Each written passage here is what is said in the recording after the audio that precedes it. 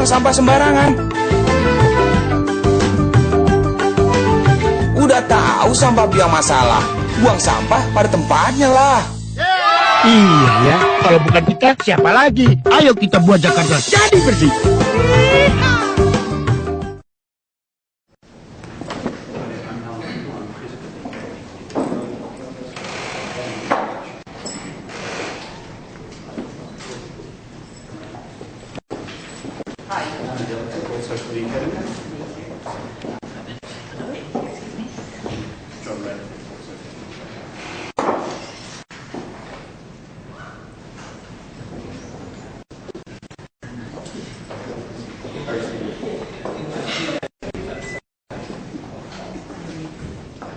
Selamat pagi.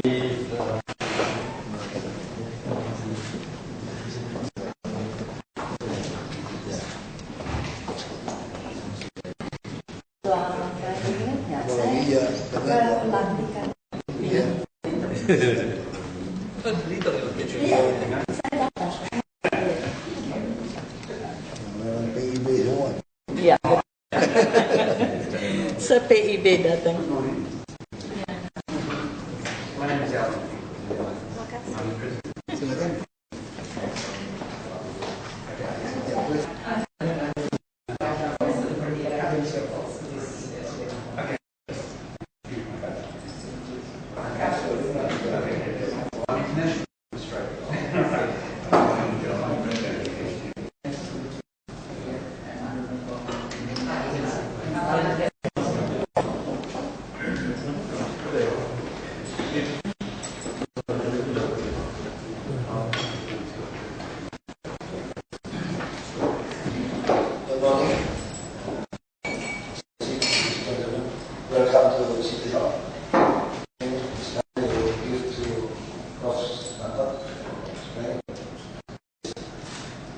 Thank you, Bapak Gubernur yang saya hormati.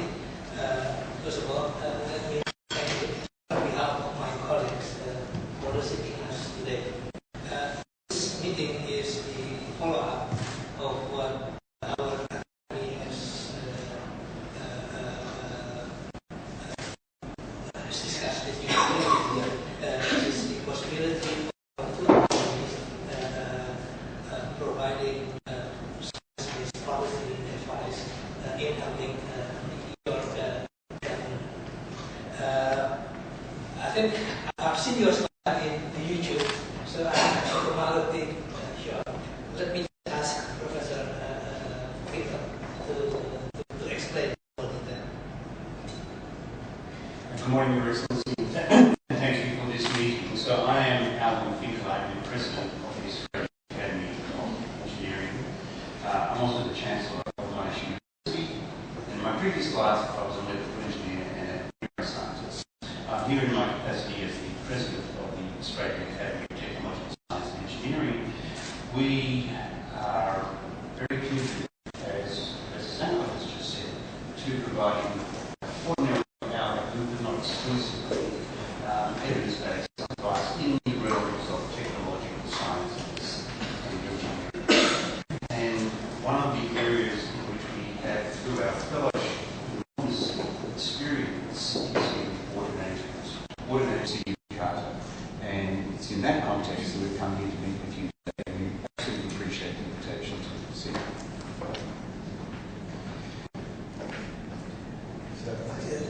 Okay, so mungkin saya memberikan orang yang banyak. Jadi beliau berpesan bahwa di dalam mengelola sumber daya air dan minyak, pertama adalah konservasi, kedua pemanfaatan, ketiga daya rusak. Kalau kita akan kerjasama selama ini banyaknya daya rusak, dan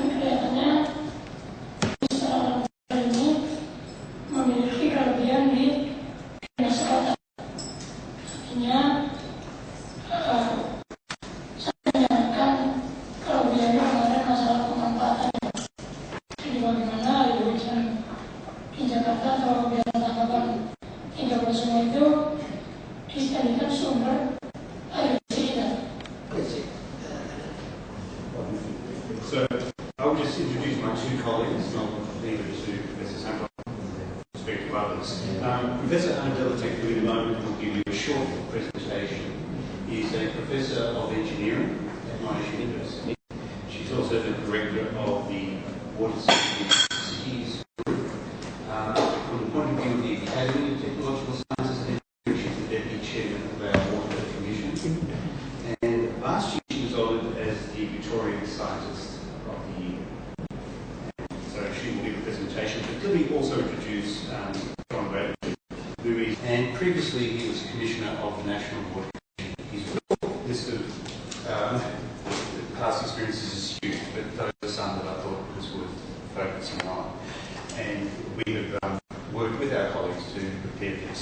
So Anna, would you like to Yes, please, but while we are going there, let me just introduce briefly, like what the Purnama my colleagues. We have invited Ibu Australia from the Australian Embassy, so whatever we are talking about today, there will be a connection to the Australian Embassy. I know the relationship is not too good at the moment. Not talk about politics. So she is here. Even our president doesn't make any comment, just Twitter. Professor that we have met before, the chairman of our Medical Science Commission and the commission that started this activity, Professor Melin Kui, a member of our Commission for Social Sciences. No, before. The same organization. Dr.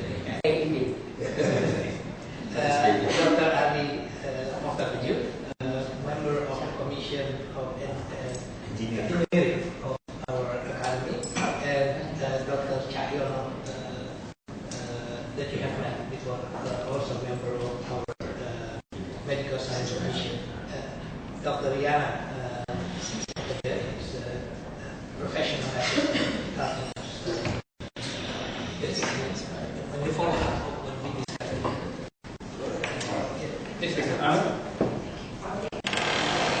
Okay, I would like to make a presentation about integrated urban water management paradigm that we are doing in Australia, which we believe could be implemented in Jakarta as well. And as you can see, presentation comes from both academies. So what are the challenges? We have problem in Australia as well as here with rapid urbanization. So a lot of people are living in very dense urban areas. Climate change is another issue, which means flooding, which means droughts, all sorts of things which are coming with variable climate. What we believe is that urban water management impacts all aspects of urban life. So it's not just about delivering water services, but also delivering prosperous, vibrant cities. And I will just quickly explain history of urban water systems. At the top you see social political drivers, more or less why things happened the way it happened, and at the bottom is a service delivery functions, which obviously is about a response of engineers usually to the problems that society has. So at the start you can see that basically we had need for clean water, and answer was supply of our cities. Then, of course, there was a need to collect sewage and deal with sewage, mainly to protect public health. And answer was separate sewage systems. So, particularly in London, they put these big pipes to collect sewage even 200 years ago. Around the war, Second World War, and after it was realized that flooding is a huge problem because it obviously impacts on properties and damages our assets. Drainage as a separate system happened in some areas, while in others it was done in one big pipe. What happened then around 60s, particularly in countries like Australia and America, was a huge outcry for protection of our rivers and creeks, pollution basically. And as answer, we had lots of management strategies to basically deal with both point and non-point or diffuse pollution, such as, for example, stormwater runoff. In Australia recently, in the last 15 years, we had a huge issue with drought. We just did not have enough water. Limited natural resources is something that's facing lots of other countries, not just Australia. And the answer was basically fit-for-purpose systems that can integrate now these other three streams we talked about. And that's called water cycle cities. So that's the new paradigm which slowly emerged. What we are talking here really is about the next step. It's about intergenerational equity, resilience to climate change. These are all issues that we are all facing about, as I said, cities becoming denser. So if we use everything now, what's going to stand for the future? And also climate change, flooding, and all sorts of issues. So for that, we developed these strategies of water-sensitive cities that I would like to present. And this is about adaptive, multifunctional systems. It's about systems that offer more than one value to your city. They just don't do water supply or sewage or drainage. They're trying to actually do stuff in one go in a more economical way. And as you can see on this continuum, these water-sensitive cities, it captures all other attributes. So it's not like it's extension of what we've been doing. So what is this water-sensitive cities idea? We can explain it through three pillars, like three main principles. The first one is that your city should become a water supply catchment. It's actually, we should think about using what we have within your area, not importing, but thinking about what we've got. The next principle is that cities are healthy environments. They're beautiful, green, and clean. And of course, they support water-conscious citizens. So I'll go slightly into each of these things. So cities and water supply catchments, it's all about using, as I say, water we have. And this slide just illustrates that in 4 largest cities in Australia, we have more stormwater and wastewater than water we use. So this is how much we use in Perth, this is how much we discharge of wastewater, and this is how much we actually generate as runoff from our cities. So if you can see that these two together are much bigger than this, that means that our cities are net producers of water. They should not be taking water from other areas, they should be relying on what we've got. But for that, and particularly to confront these uncertainties that we are facing in the future, we need diversity of resources. We should not be just about one type. It's dams and groundwater, desalination, recycled water, rainwater, stormwater harvesting. So we must use all these different opportunities in different scales, as we said, to deliver what we need. And we should use green infrastructure. These are some of the systems which we are building in Australia to actually harvest, for example, stormwater and deliver not just water for people, but protect against flooding and particularly green our cities. So they look attractive.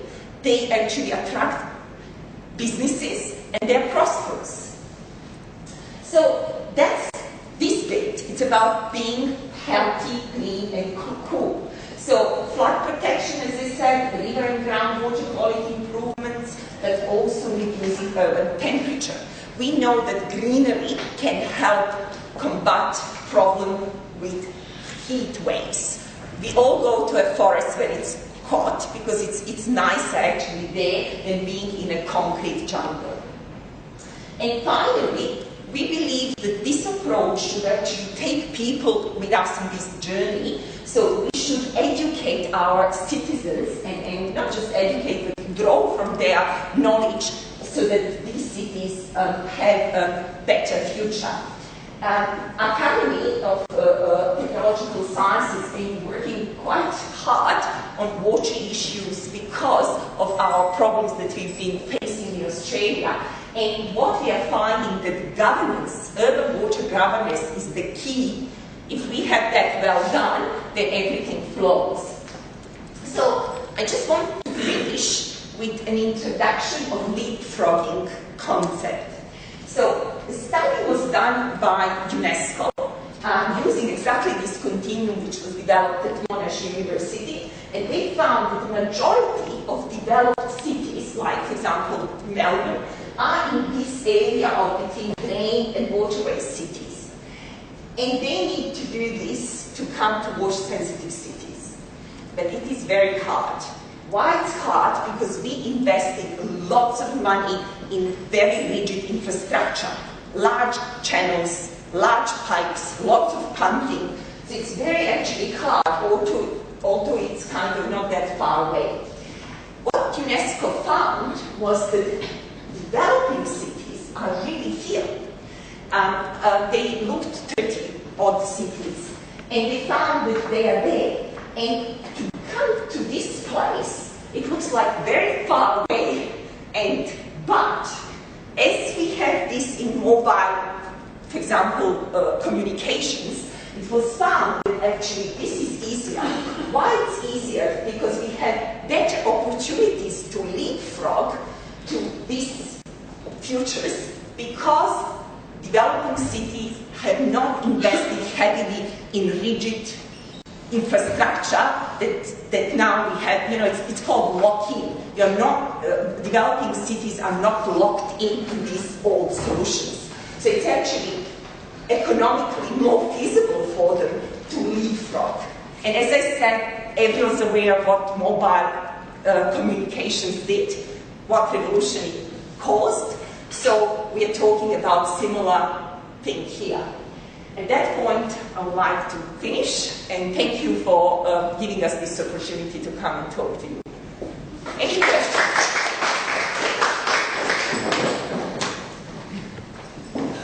Thank you. So, would you like to explain first? Basically, what we have shown is that we have the capacity of a wider sort of policy integrated advice, or just addressing a specific. Clearly put.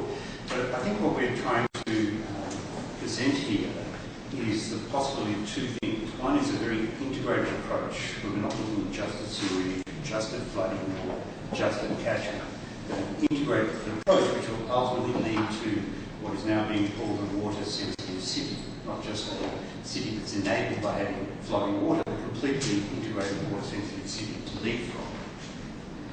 To go from one point along that continuum to the end point without going through every stage. And that's a critically important concept. And as Anna mentioned, there are many precedents for this kind of thing. That one of the most famous is telephones in India, where at the start of this century, around 2000, it was a terrible situation. You had to wait 5 to 10 years and pay bribes to get it. So there was that leapfrogging that just bypassed the need to roll out infrastructure and delivered an excellent solution. So I just wanted to point out those are the two things that I thought were most important. The integrated approach and the possibility of using a leapfrog to jump and miss out some of the steps to get closer to the end point.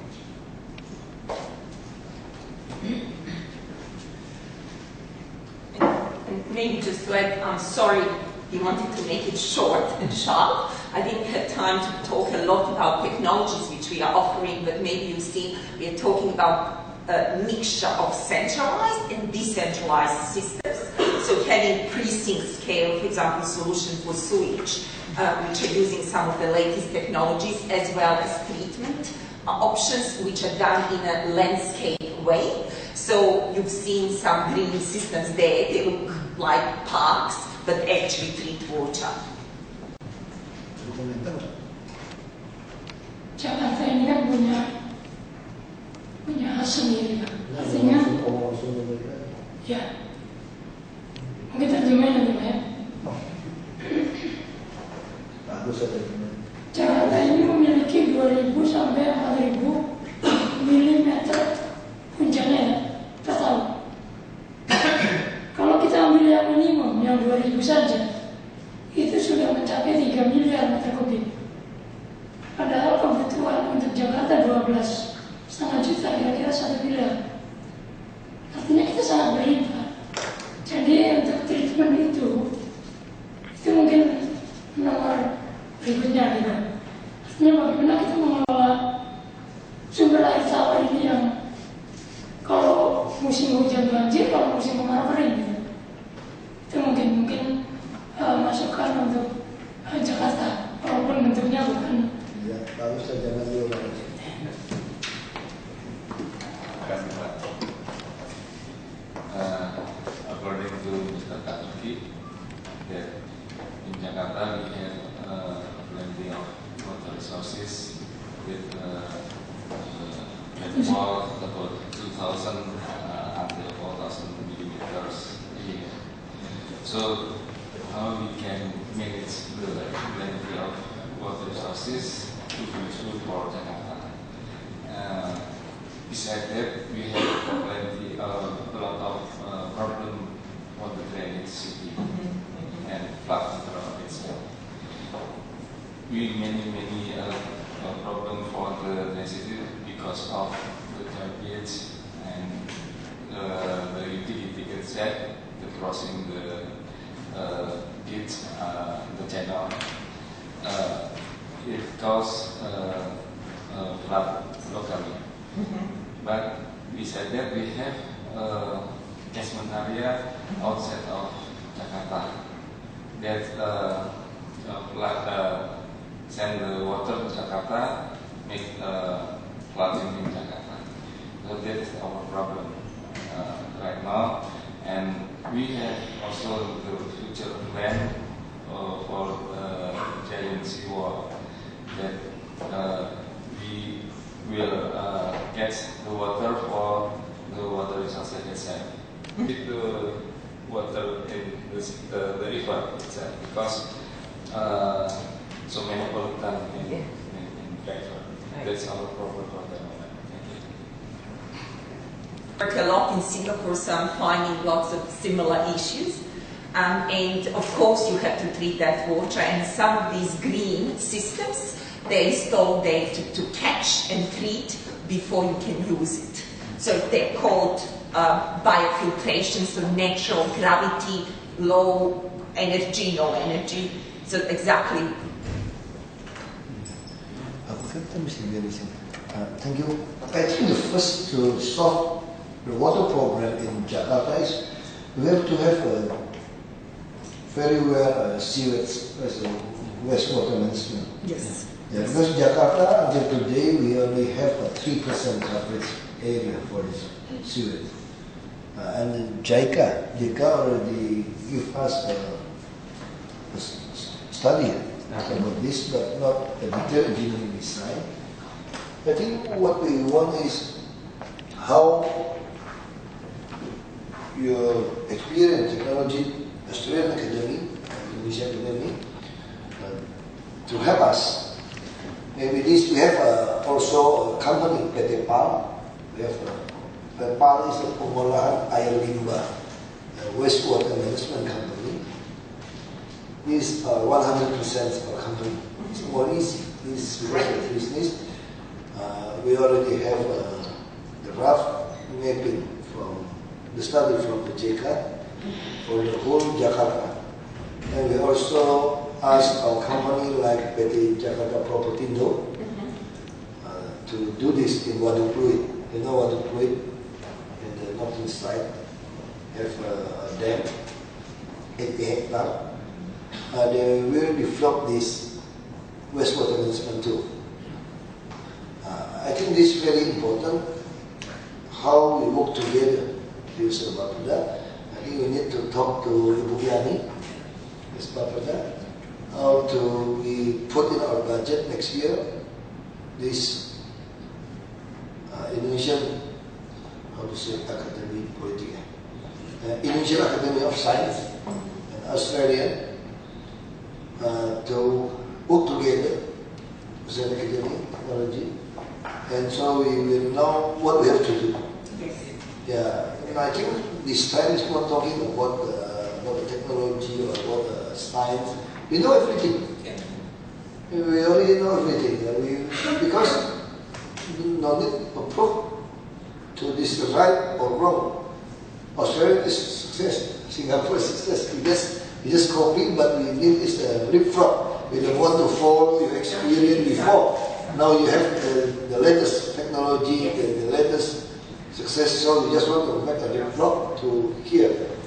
So I think Indonesian Academy of Science in Australia and our planning board and Bugani, how to do this? Maybe we have to prepare a budgeting for the next year.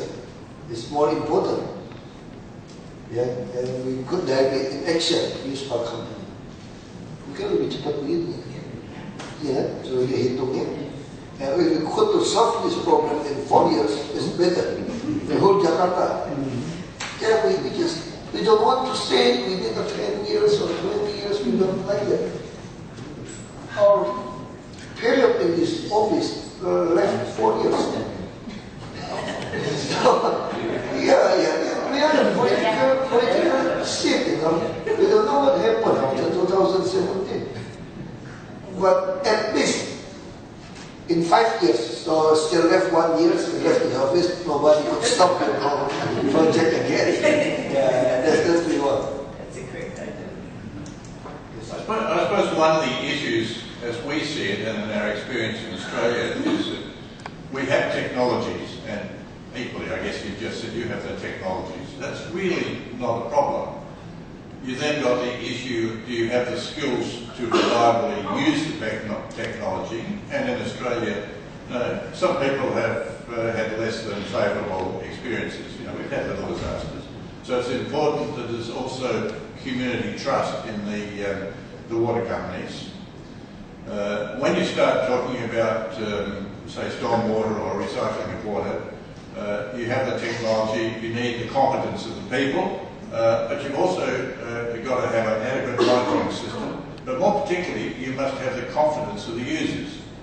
And I guess we've had examples where the community hasn't immediately accepted some of the approaches. They worry about where the water's coming from, where you really need to address what is the water you're providing, never mind where it's come from. If the technology is right, what's the quality of the water?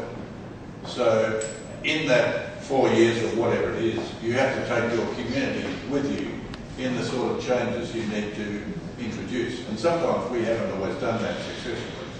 And I think that's a message. Now, one of our big projects in the Water Recycling Centre is how to engage the community in terms of their technology so they're comfortable with the sort of changes we're suggesting. So, you know, that's some of the experience that we've had. And there's been similar experience in North America. San Diego, for example, in California, totally rejected water recycling 10 years ago. Toilet to tap, don't like that. That's worrying about where it comes from.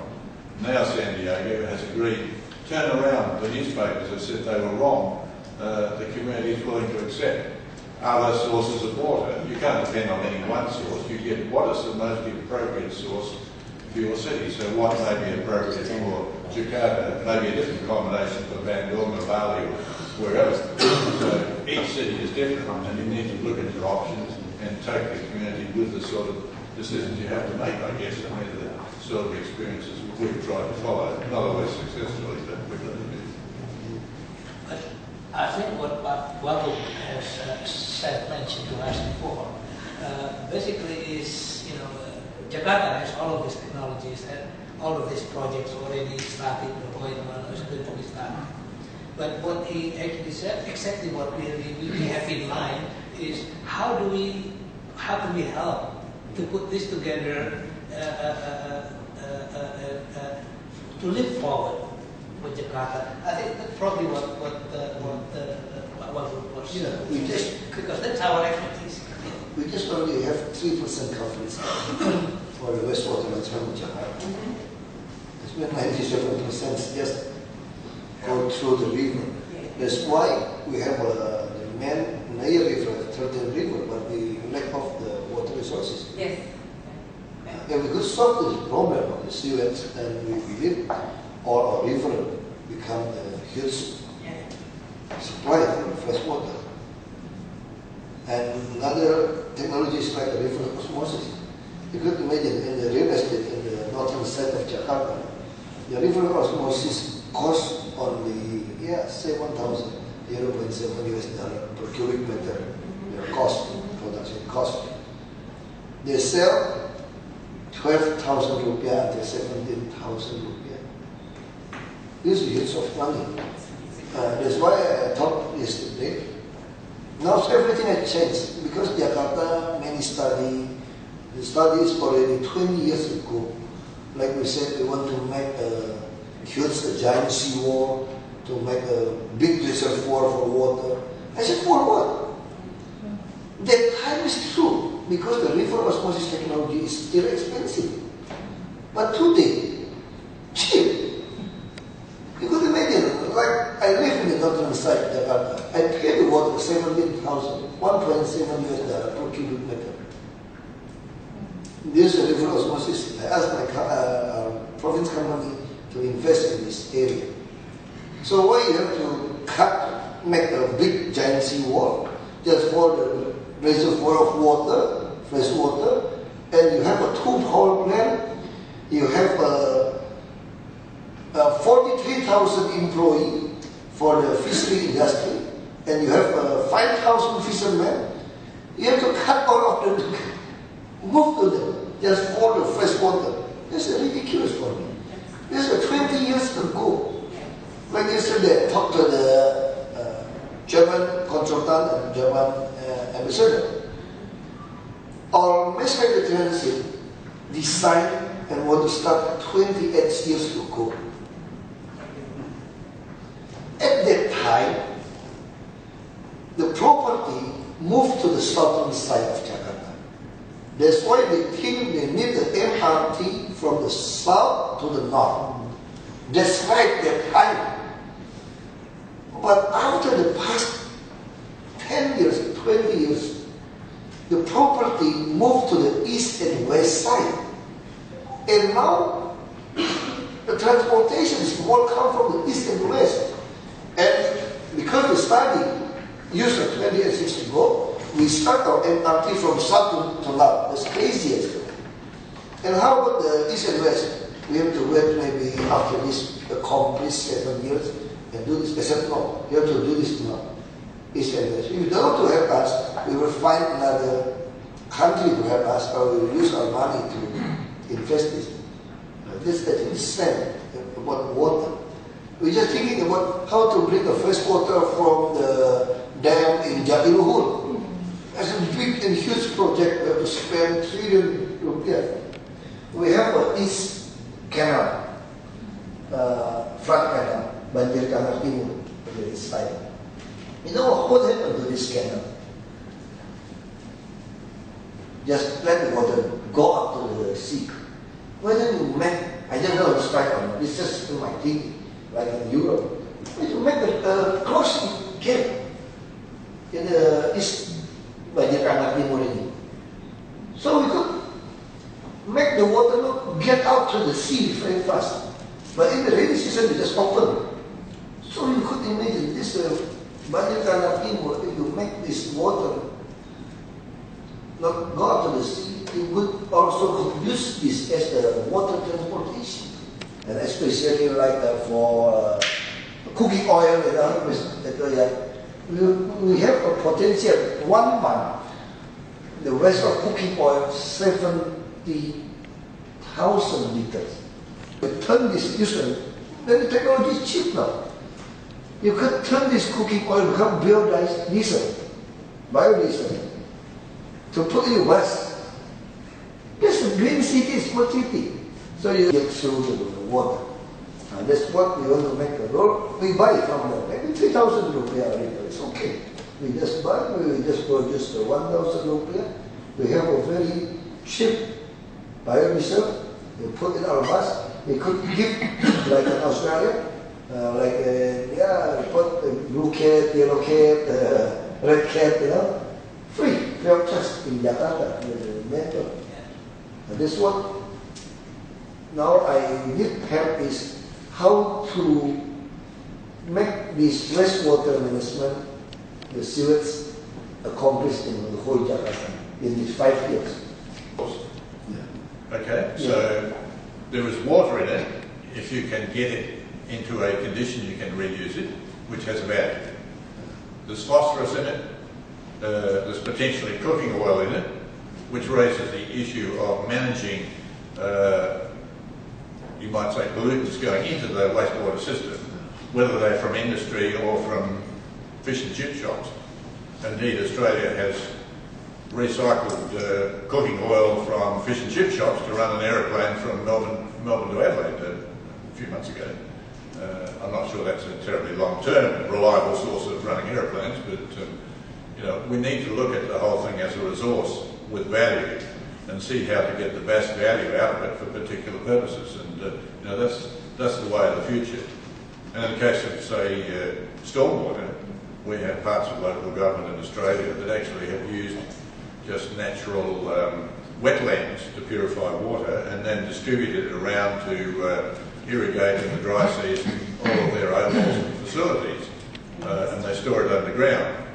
By storing it underground, they're offsetting excess draw on groundwater with even a risk of subsidence, which is a big issue, say, in Bangkok. I don't know whether it's an issue here, and how much you use groundwater, but all of these things have to be brought together in how you manage your water resources, which I think pretty much is what you're suggesting. So it's exactly that if you can integrate solutions that can tackle more than one problem, is exactly what we are talking here about. And also mixture of, as we call it, decentralized. So on a neighborhood scale, particularly for wastewater management, you should not, and it's too expensive, big, huge pipes to collect all sewage like we do in Melbourne and treat it at 2 spots. You can't do it, it would cost. But then neighborhood scale management and recycling, grey water easily can be recycled, cheap on energy, low energy systems, wastewater on slightly more energy greedy. So if you do it in a clever way, starting from your, as we call it, household, and managing that, not going for huge centralized solutions which would cost a lot of money and won't work.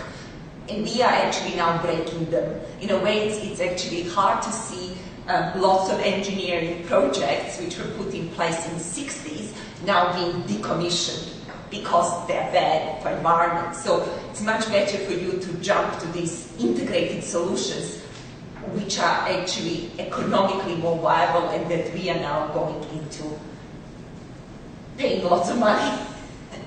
So that's... Again, I think maybe it's time for us to talk more specifically in terms of what... Yeah, we have to have a look at them. I think you need to take our deputy governor, is a special, spesial itu kata Arab itu spesial, special planning, spatial planning, and then yeah, we have deputy. You have met him, but perhaps we can sort of indicate to you. Enjoy from Holland or bakery. Perhaps we can indicate to you what academics can do in the context of what we are talking about. But before I ask Alan to do so, Prof. Samsu, you have any comment on? No, not at the time. I just remind us all that when I talked to Ibu Handayani yesterday, what we need is actually what the Gubernur has said, a very specific objective within this next 4 or 5 years. and that should be supported by a notion or by an expression from the governor or the wakil governor of Jakarta to put it into writing so we can work on it immediately, maybe after the meeting, immediately before our friends from Australia will leave us today. So what we need is just a surat yang 4 tahun itu Pak, 4 atau 5 tahun saja, integrated solution for water problem in Jakarta. Now, to do that, perhaps we should listen to. Siapa ada dari mana nih? Sudah diundang Pak. Ada BPHD Pak. Oh, BPHD. Ya, kita mungkin bikin surat aja kepada Akademi Buatan Indonesia. Oke kan? Kita pengen minta carikan solusi bagaimana untuk bisa we could do in these 4 years, 5 years, what you could help us, and we want to do just like Professor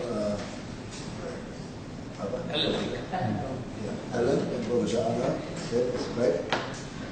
How we have to efficient and low cost solution. We don't want to follow the high cost of the 60s idea. Now everything changed. The technology, many things have changed. Differently with the time.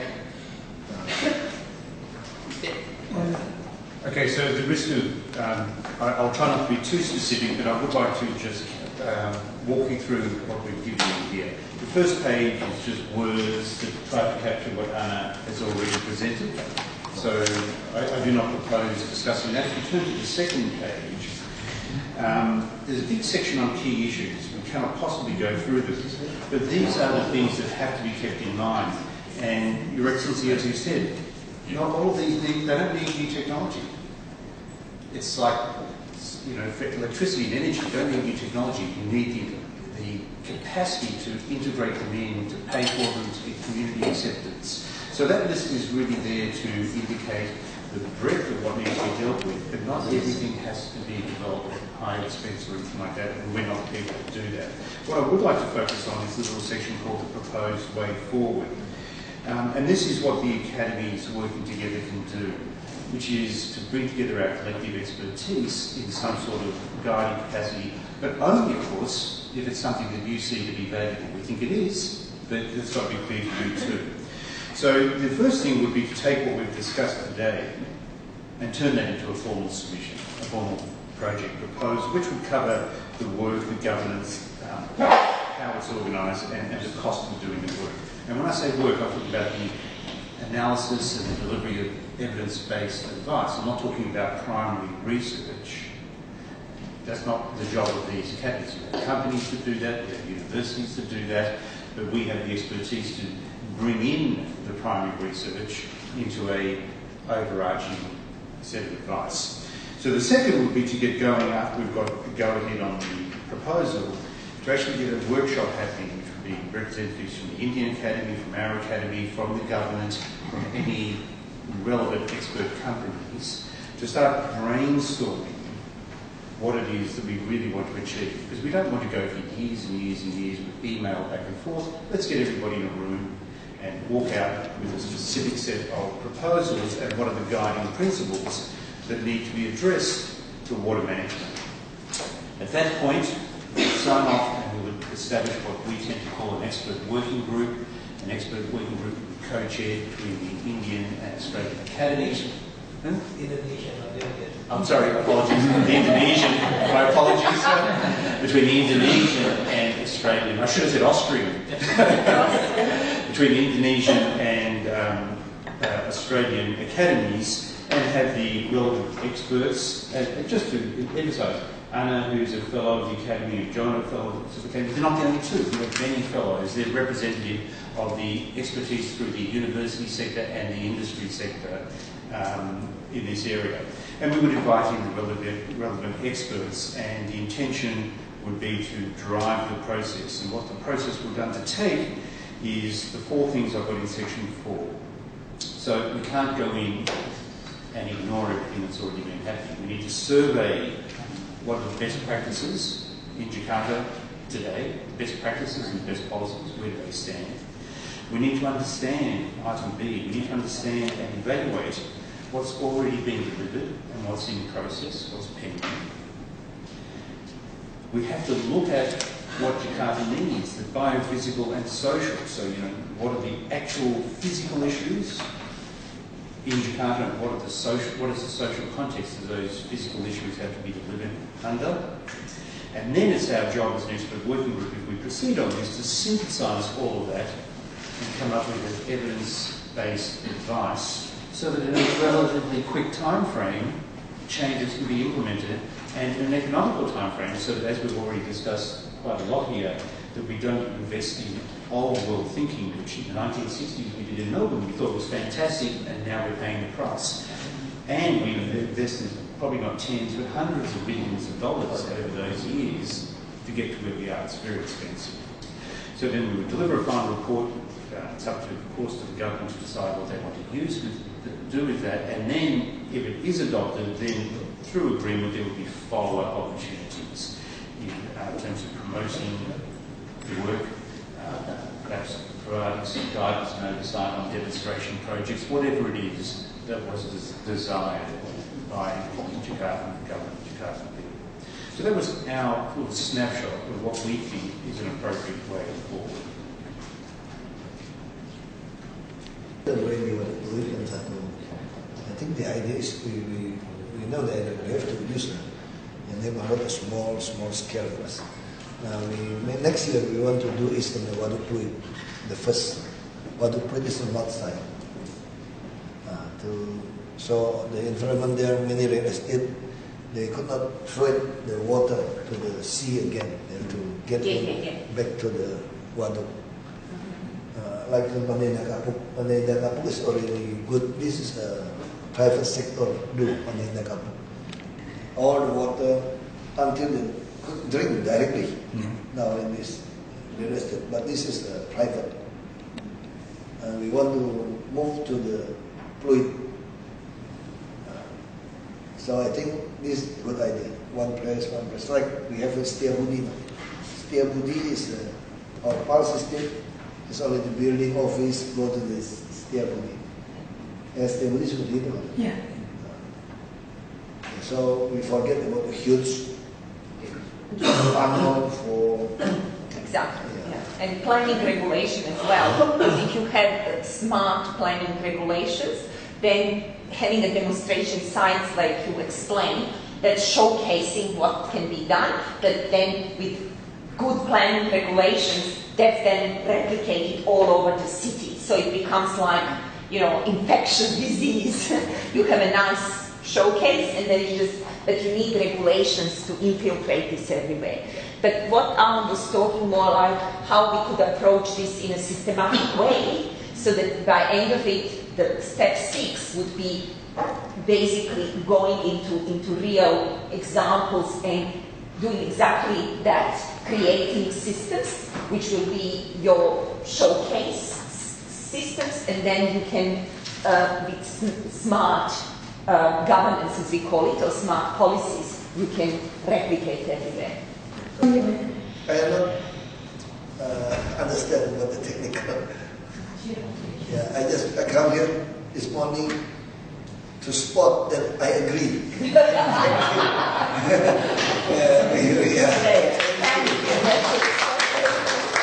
This meeting very important. We are a politician like that. Yeah, to show we have a political will to do this. We will fully support what immigration was, what anything, including budgeting, we could find to solve this problem. Thank you for Australia. Forget about the spy.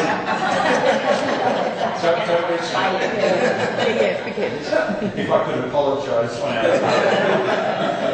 I think this was a good idea to hear everything talk. It's very noisy to hear what's talking about. Okay, well, anyway, this is a much more significant proposal than a Twitter sentence. We really appreciate your confidence in us bringing this forward.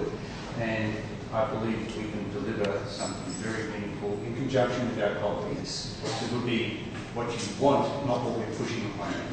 So you agree, and then we can start moving. Yeah, now, and then we can talk about more detail later. now, this time they put in the memo, you know, UDK.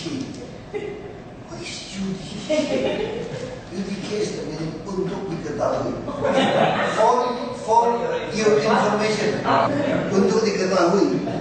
The same for your information. What is that UDK? So I did the stuff, you know, where the first meeting is always, the staff teach me. This name is like this. And TL. What is TL? Tindak lanjut. Tindak lanjut that means you just follow up. Well, we have to learn. Well, we will say LOL. Lots of luck.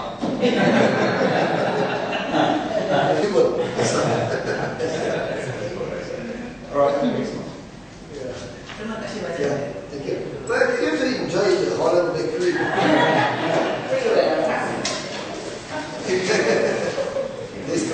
This is a famous bakery in Jakarta. Very good.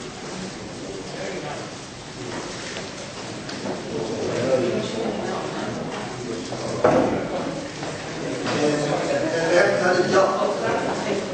Cholesterol level in the food.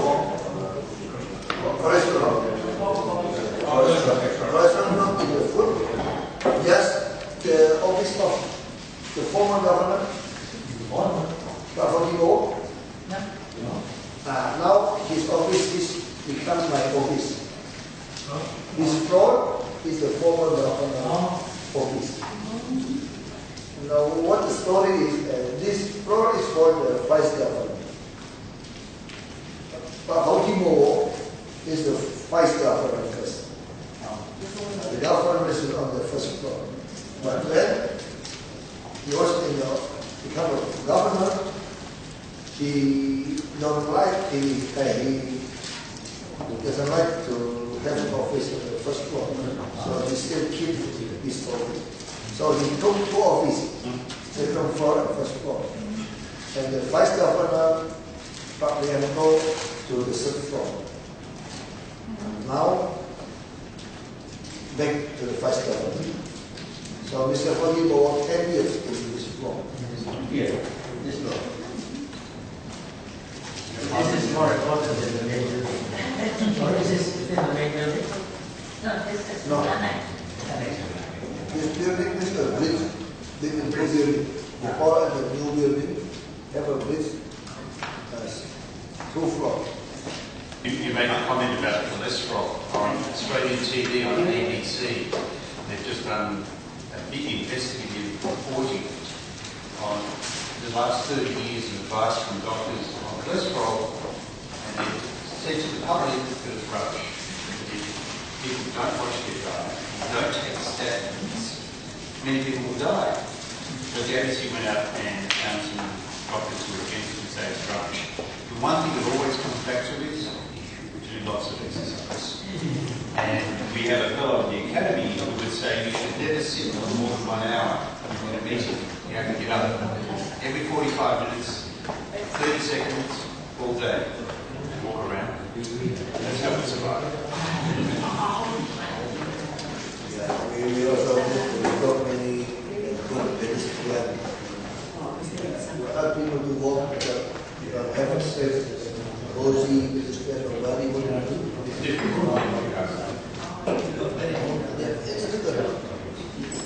There's motor cycle. Yeah. Here is talking about the law investment.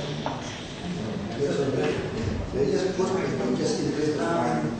Before only $5 everybody is paid.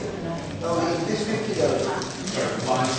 Fine for you to use the pedestrian, the street. The landlord can put the rent do this here. And when we said we have to talk, what's wrong with that?